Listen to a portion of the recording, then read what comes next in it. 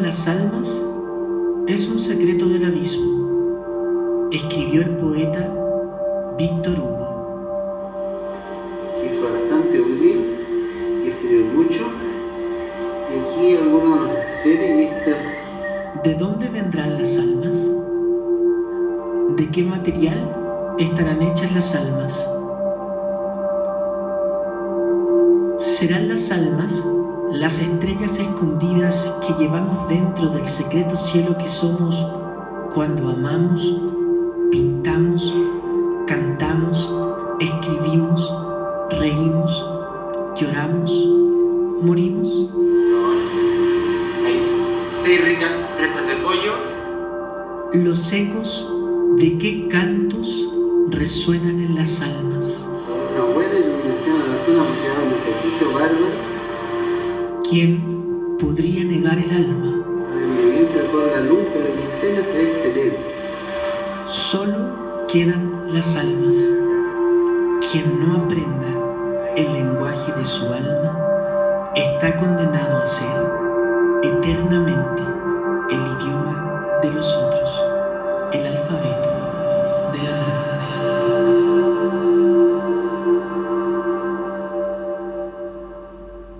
Mi nombre es Roberto Hoffman y tengo 83 años. Conservo más de 10.000 diapositivas con recuerdos de mi vida.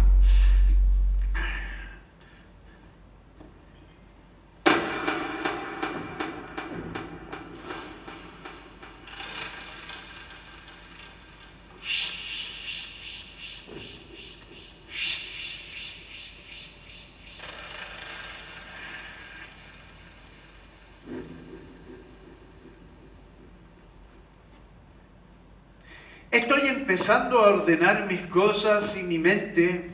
Tengo todo desordenado y yo no soy así. Tengo ganas de revolverla, de jugar a ser niño, a ser adulto, a ser viejo. A lo mejor sentarme tranquilo. No, tranquilo, no. Tengo ganas de jugar. No, tengo ganas de hablar sobre la vida, sobre la existencia, sobre instantes, sobre momentos que pasaron fugaces, momentos que pasan como un suspiro, o a lo mejor momentos que pasan ligeros. Hablar de momento es hablar de la vida misma. Corresponde a una porción de tiempo. Etimológicamente viene de la palabra momentum, que significa movimiento, equivaldría como a la duración de un movimiento.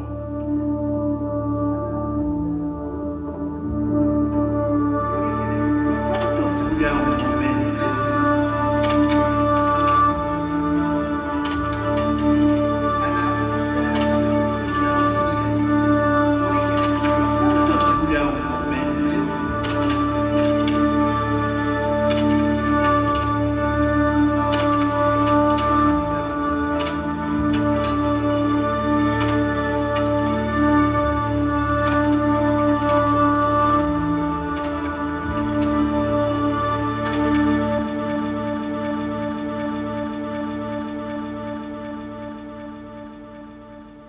¿Cuánto dura un momento? ¿Cuánto dura un momento? 1938, Alemania, Colonia, Köln. Ahí están mis abuelos. Ellos eran judíos y tenían una gran tienda de ropa. Un día, fuera de su departamento, ¡Aufmachen! ¡Polizei! SS! ¡Sie sind Juden! ¡Rausgehen! Desde ese momento todo cambió, hubo restricción de movilidad, de estudio, de trabajo. La palabra Juden apareció en la puerta de las casas, la estrella de David, en la vestimenta de los judíos. La noche de los cristales rotos, del 9 al 10 de noviembre de 1938, en Colonia se produjo el gueto más terrible y horrible que se haya registrado. abuelos, Paula y Robert Kleinstadt, decidieron quedarse en Colonia para defender lo que habían construido, pero no se opusieron a que sus 3 hijos, Erich, Werner y Liselotte, mi madre, se fueran a un lugar más seguro. En oposición a la voluntad de mis abuelos, mi madre se casó y embarazada se despidió llorando de sus padres en el andén de Colonia. Y de ahí se fueron a Holanda, único puerto de salida de Europa para un lugar de Sudamérica. Unos familiares le prestaron $200 a mi madre para que pudiera subir a un barco de la línea Graceland. Y de ahí se fueron a Panamá. Y en Panamá los tomaron presos por 40 días porque traían visas falsas que le había entregado un cónsul en Alemania para salvar a algunos judíos. Y ahí se fueron a Colombia. El gobierno colombiano dijo: esos inmigrantes judíos que vienen en ese barco tienen que volver inmediatamente a Alemania nazi. Mi madre cuenta que muchos compatriotas suplicaron y entregaron sus ropas, sus maletas, sus enseres, dinero como moneda de cambio. El gobierno colombiano dijo: pueden bajar a tierra firme los viejos y las mujeres embarazadas.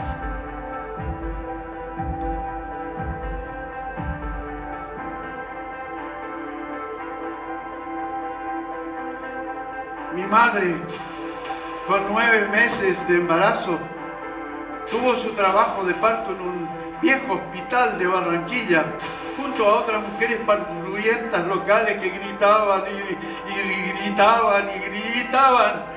gritaban en un idioma jamás escuchado por ella, pero que si lo aprendía, podía a lo mejor no volver a Alemania.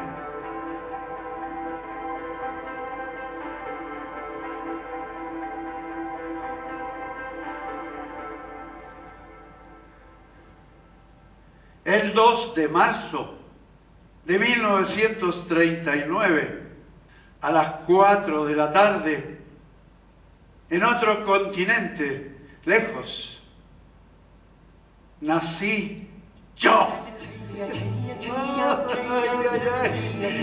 Sí, y así supe que era Piscis, ascendente de Leo y luna en Leo. ¡Ay!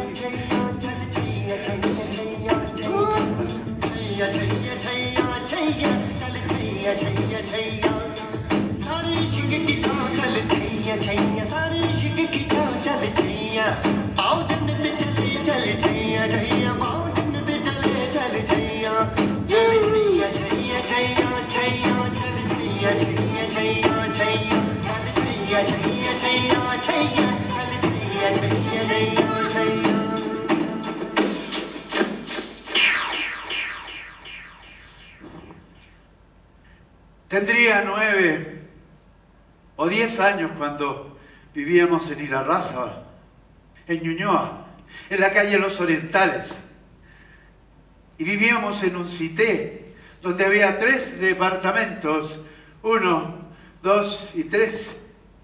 Y al fondo había un portón de madera café que cuando se abría estaba la tierra. Detrás de la tierra estaba un parrón y detrás del parrón estaba mi casa de adobe que tenía 3 piezas. Una, la de la derecha, era nuestro dormitorio comedor. Atrás estaba la cama de mis padres y aquí mi cama. Y a veces colocábamos una mesa redonda para servirnos algunos fiambres. Y por la puerta lateral estaba la pieza del medio, que tenía un gran mesón de madera, que era el mesón de trabajo de mi padre Alfred, que era un carpintero de oficio y que hacía muebles finos y hechos a mano, y yo le ayudaba de vez en cuando. Por la otra estaba la tercera pieza, que era la cocina, y unas herramientas, que eran algunas de las herramientas de mi padre. Afuera había un alero, y en la parte baja del alero estaba mi perro Fipi, un perrito café que cuidaba la casa. Y arriba estaba la huasca. Cruzando el parrón estaba el baño, al lado del baño un aromo, y arriba una pequeña casa de palomas que tenía 3 puertas, y las palomas daban vueltas y vueltas y vueltas y comían, y a mí me gustaba mirarlas. Lindas las palomas, las palomas.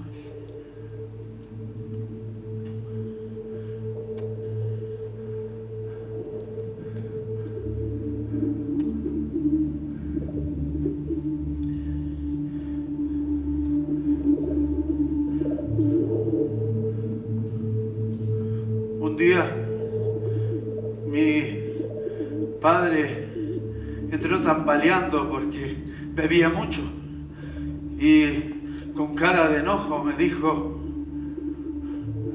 Ich möchte keine Tauben mehr. Du wirst mir helfen. Yo le dije que no sabía cómo, pero él insistió, metió la mano al bolsillo, sacó una semilla, la tiró por el piso, bajaron las palomas, bajaron, él me pasó una y me dijo: tira la paloma por el pico por un lado y el cuerpo por el otro. Metió la mano en el bolsillo de atrás, sacó un hacha y ¡ya!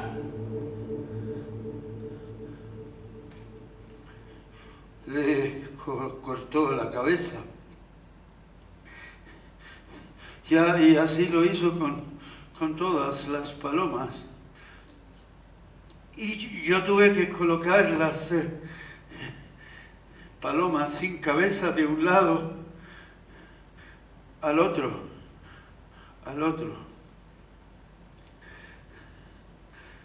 Ese fue mi primer encuentro con la muerte.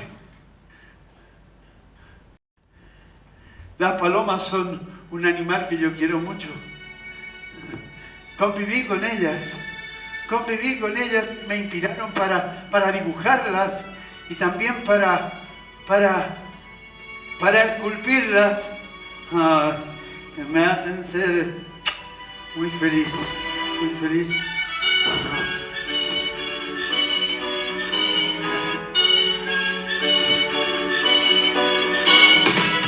Me encanta el sol y me encanta el mar. Me encanta la tenida playera de la inigualable zunga. Tengo zunga de todos los colores y de todas las épocas. Cuando cambio de zunga, también cambio yo.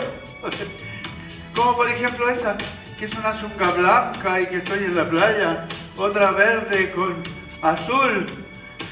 Esta azul detenido en la playa y recostado por otro lado, descansando y haciendo camping con pescados y esa carpa y bebiendo una bebida refrescante en el Mar Muerto, con arena del Mar Muerto.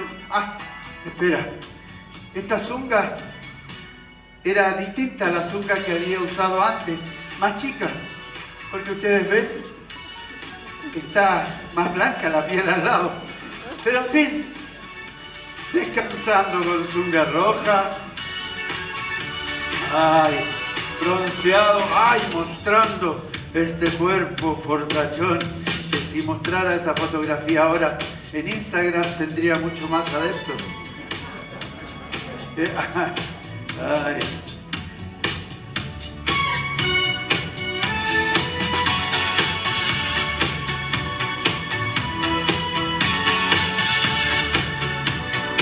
La frente más amplia, casi un poco menos que la que tengo ahora. Ay, Dios. Y ahí en ese coche blanco está mi hija llorando, Jessica. Y aquí estoy yo, cuidándola absolutamente para que no llore. Con traje y ojos de médico, mi barbita y mi hermosa hija. En 1971 grabé con Miguel Litín una película, La Tierra Prometida. Esta película fue prohibida en Chile en la época de la dictadura.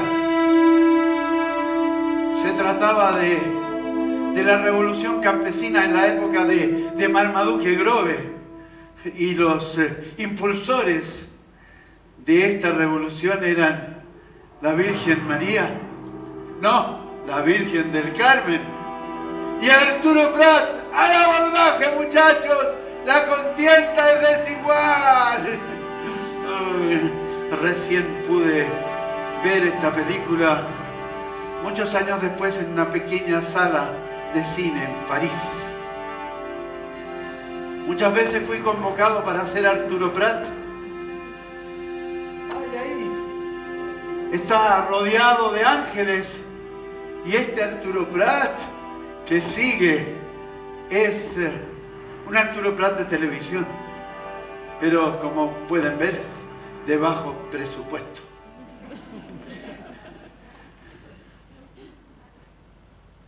Yolanda.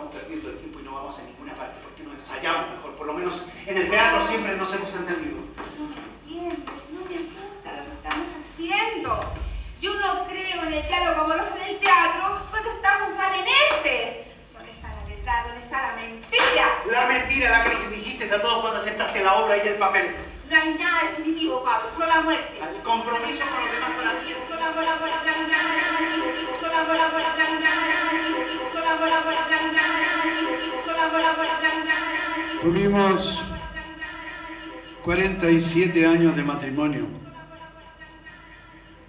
Un matrimonio como cualquier otro, con altos y bajos, con alegrías, con tristezas, con muchos viajes, pero con mucho amor.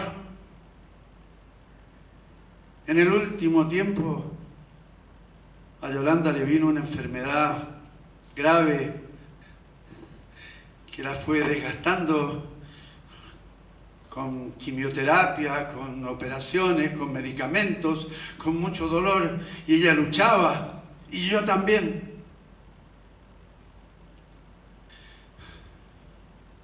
Al final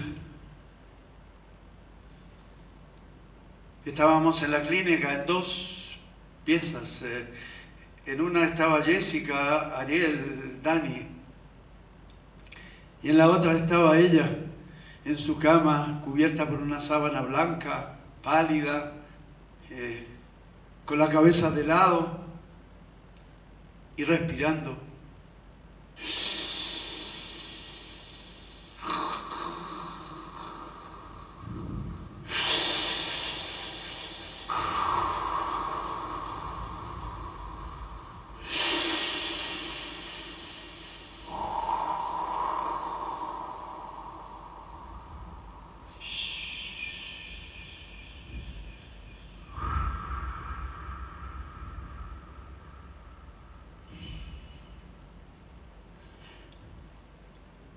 Ya no respiraba.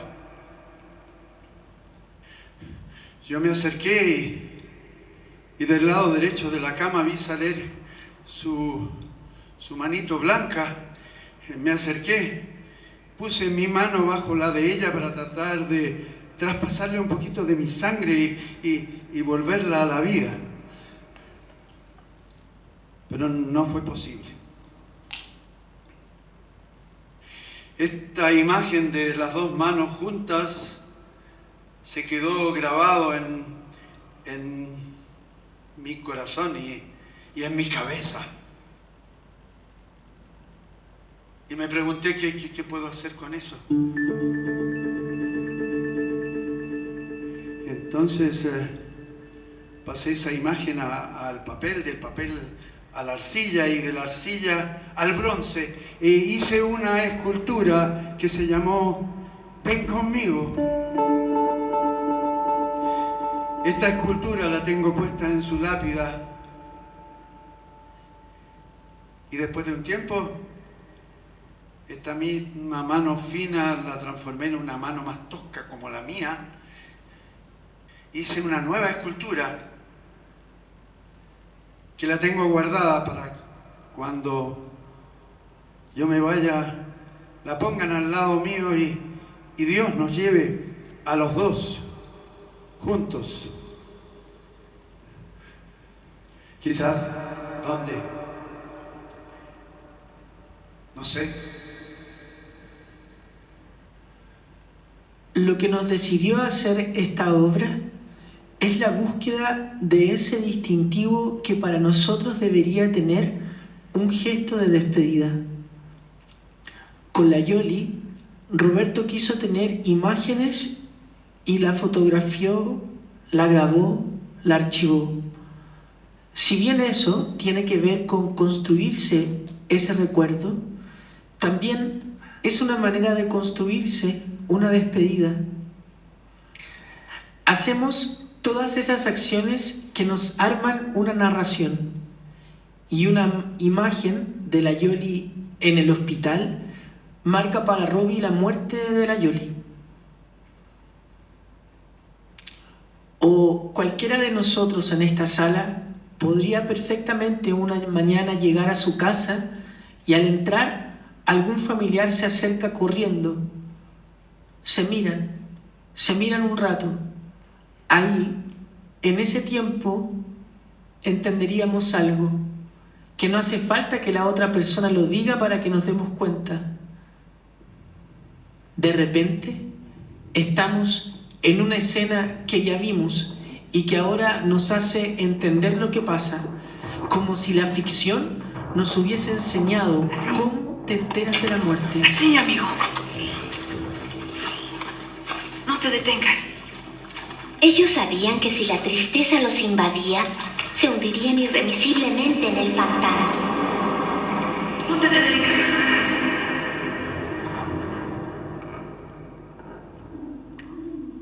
Las películas nos construyeron todo ese imaginario.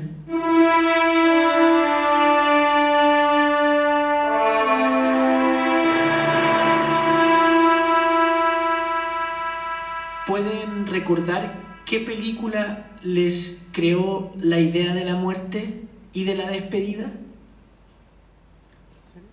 Una de nuestras escenas inaugurales de la despedida es la muerte de Artax en el pantano. La muerte de Artax en el pantano de alguna manera instauró en nuestra infancia la escena de la muerte, como si nos hubiese construido esa escena primera. Y eso es lo que no podemos evitar. Toda esa escena, todas esas acciones que ya vimos y que no queremos que sirvan, pero que igual las hacemos. ¿Qué es lo que pasa? Entiendo.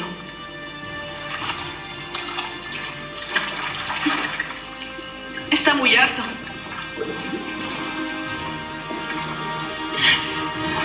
¡Artax! ¡Te hundes! ¡Vamos! ¡Date vuelta! ¡Artax! ¡Tienes que hacerlo ahora! ¡Vamos! ¡Artax! ¡Es culpa de la tristeza! ¡Artax! Por favor, no permitas que se apodere de ti la tristeza. Te estás hundiendo. Tienes que salvarte. Por mí. Eres mi amigo. Te quiero. ¡Artax! ¡Pelea por tu vida! ¡Si no te mueves, morirás! ¡Muévete! ¡Hazlo! ¡No desistas! ¡No te entregues! Ahora, si pensamos que la búsqueda de ese gesto va a ser siempre la búsqueda de un gesto robado de la ficción, en esta obra nos gustaría ser el nuestro.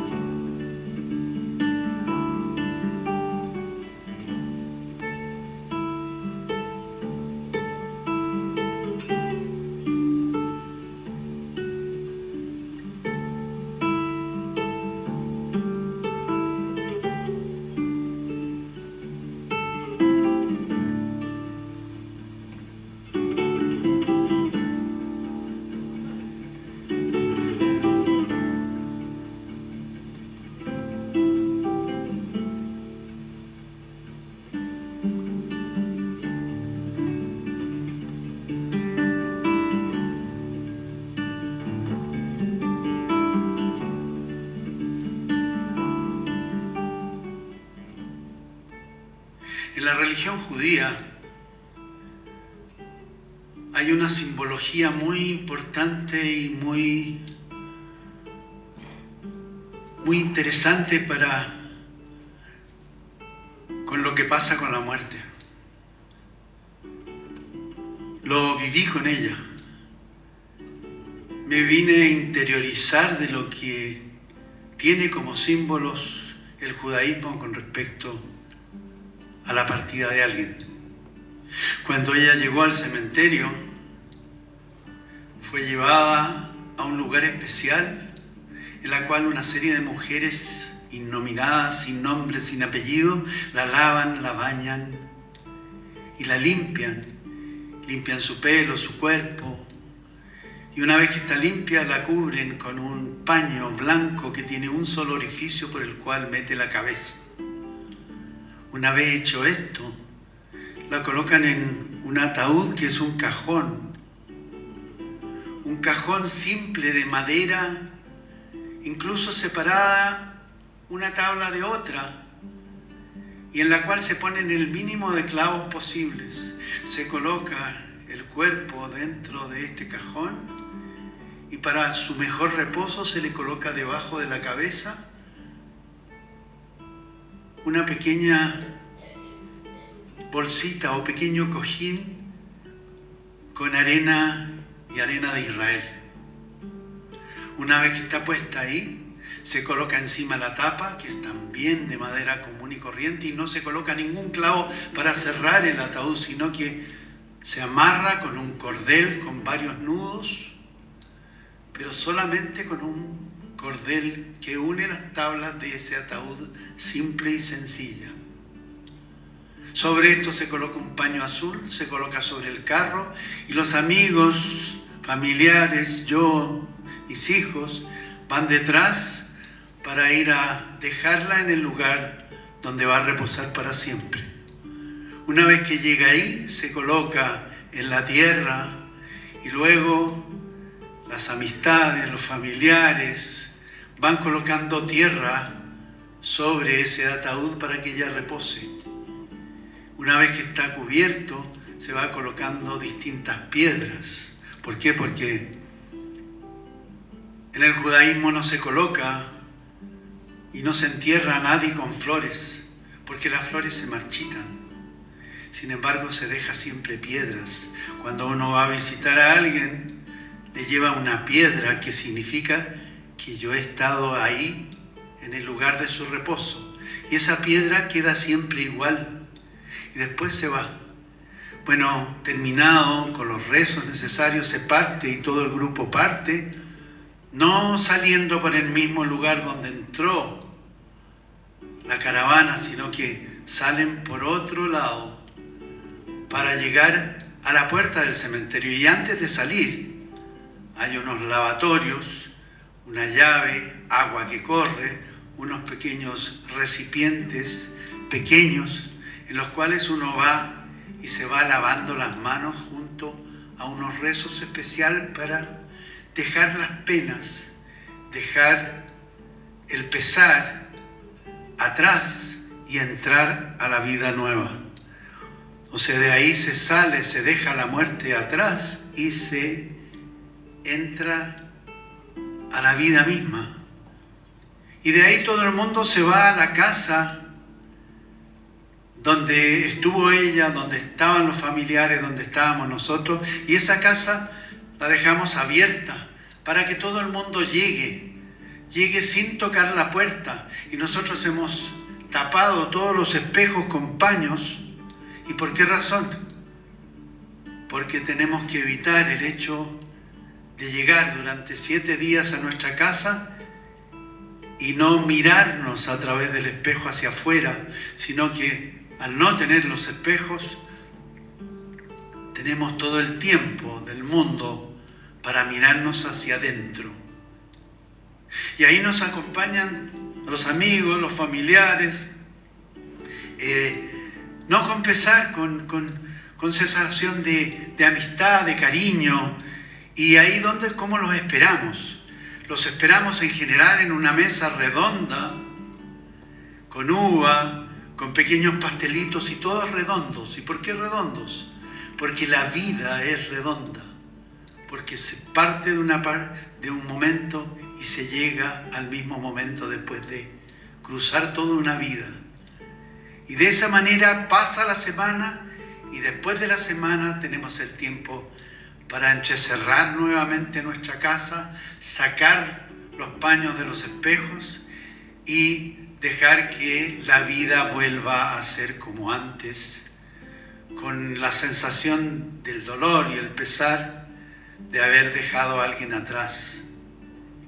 Y tenemos también la obligación de no volver al cementerio después de un largo tiempo, que generalmente es un año. Podemos ir a visitar a nuestros deudos y al visitarlo, a ese deudo no debemos visitar a nadie más.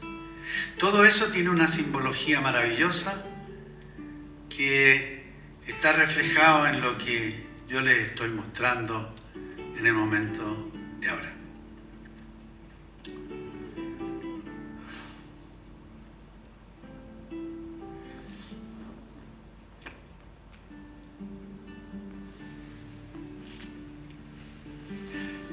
Yo tenía 12 cuando vivíamos en Irarrázaval y a mí me gustaba salir gateando frente al almacén donde trabajaban mis padres.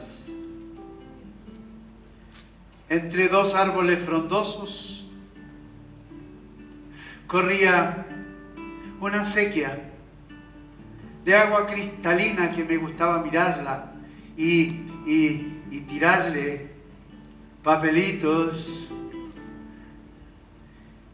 y barquitos y algunos cigarros y más papelitos. Ese día vi mi zapato del pie derecho, me lo saqué y lo puse en el agua y vi cómo se iba deslizando lentamente hasta perderse en el hoyo de la acequia. Y cuando miré para arriba, ahí estaba mi madre, con cara complaciente y tranquila. Con un fuerte beso, abrazó mi cuerpo. No había pasado nada. En ese momento ella decidió quedarse en esta tierra para cuidar a este niño pequeño sin el zapato derecho y quedarse a trabajar, aunque fuera duro al principio, pero para seguir adelante. Ese día era 10 de junio de 1941, el día de su cumpleaños. Mi madre es mi heroína.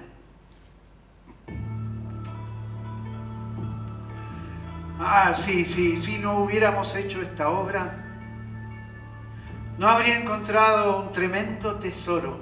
Y lo encontré en esta maleta, en este maletín, en mi casa, que cuando lo abrí, encontré una carpeta celeste y cuando la abrí, encontré varios sobres.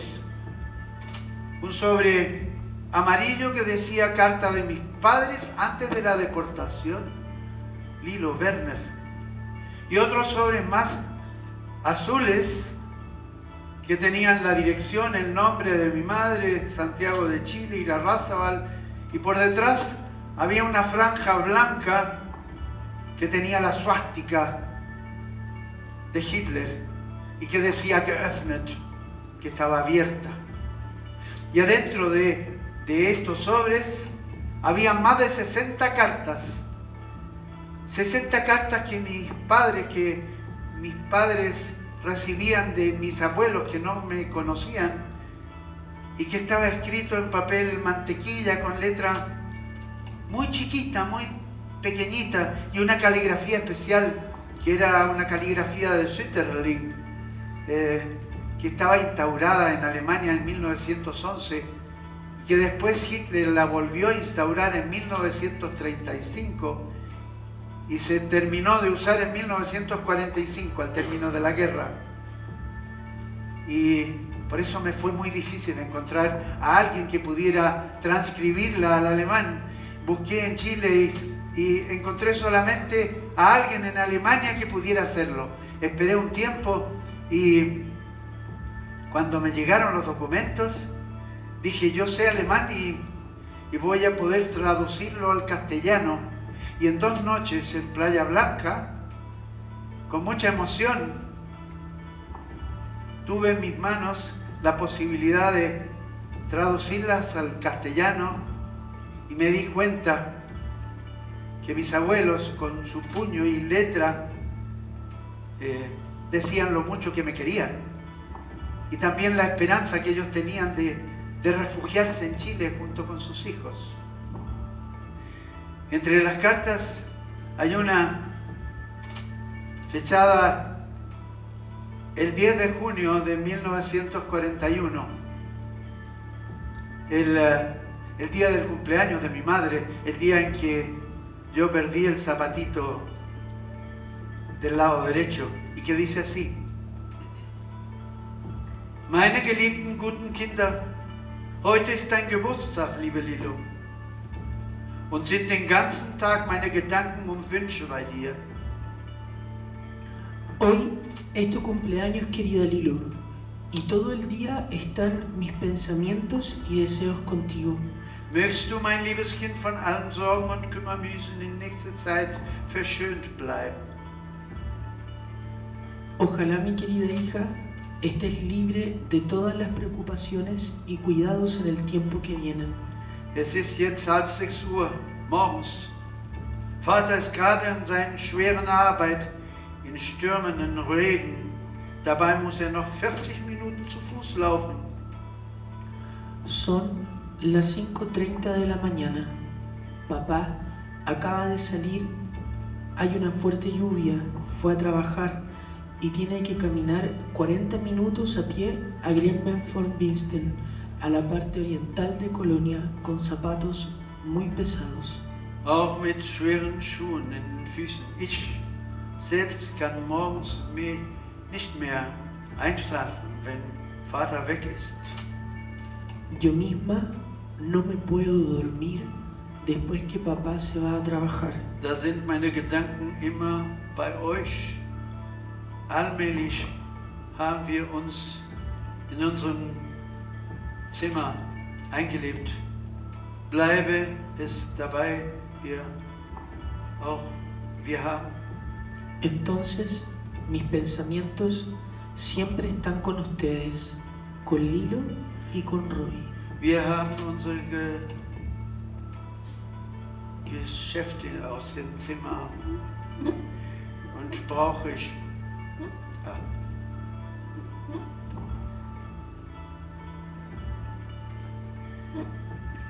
Mi abuela Paula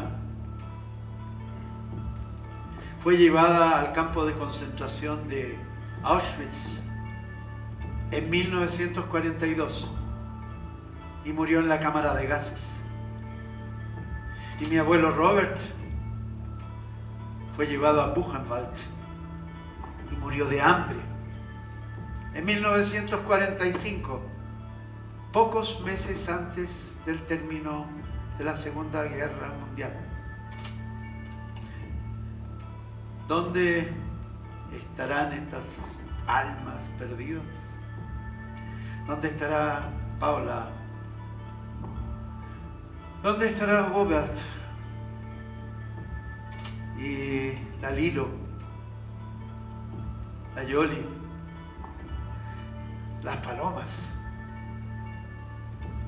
¿A dónde estarán? Voy a ir a luchar. ¿A dónde está? Me voy a ir a buscar al baño para sacar la sal.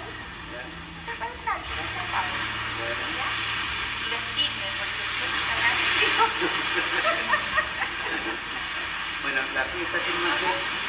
esta filmación la vamos a seguir haciendo para mostrar todo lo que hacemos nosotros en este campo. ¿Le parece? Entonces seguimos, vamos a terminar esta puesta de sol despidiéndonos de ti. Chao, y nos vemos hasta mañana o pasado o cuando sea el momento de seguir mostrando las actividades de este campo. ¿Te parece? Ah, me parece estupendo.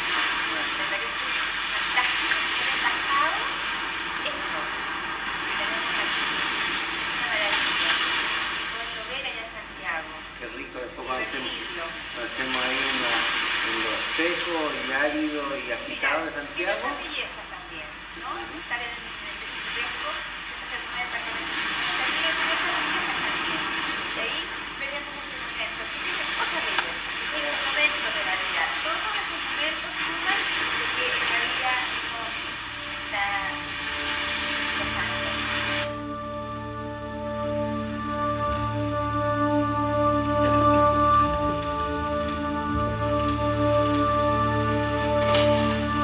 El nacimiento de las almas es un secreto del abismo, escribió el poeta Víctor Hugo.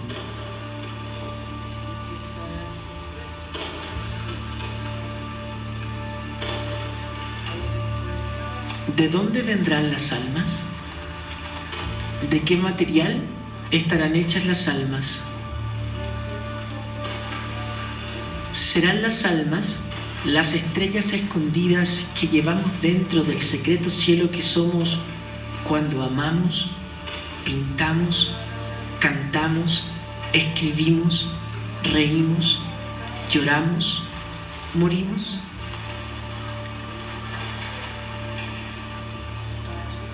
¿Los ecos de qué cantos resuenan en las almas? ¿Quién podría negar el alma? Solo quedan las almas. Quien no aprenda el lenguaje de su alma está condenado a ser eternamente el idioma de los otros, el alfabeto de la nada.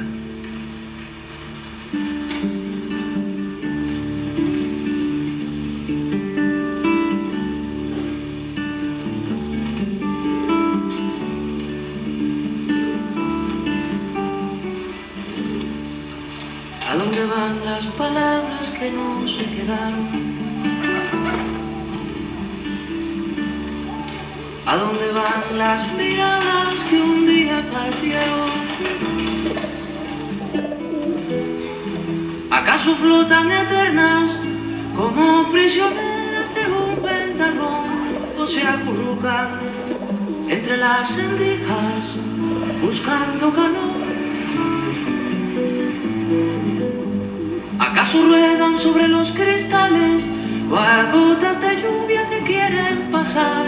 ¿Acaso nunca vuelven a ser algo de un momento? ¿Acaso se van? ¿Y a dónde van? ¿A dónde van?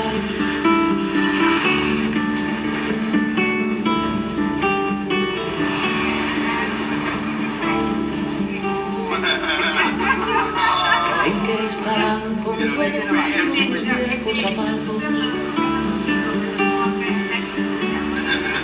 ¿A dónde fueron a dar tantas hojas de árbol? ¿Por dónde están las angustias que desde tus ojos saltaron por mí? ¿A dónde fueron mis palabras sucias de sangre de abril? ¿A dónde van ahora mismo estos cuerpos que no puedo nunca dejar de alumbrar? ¿Acaso nunca vuelven a ser algo? ¿Acaso se van? ¿Y a dónde van? ¿A dónde van?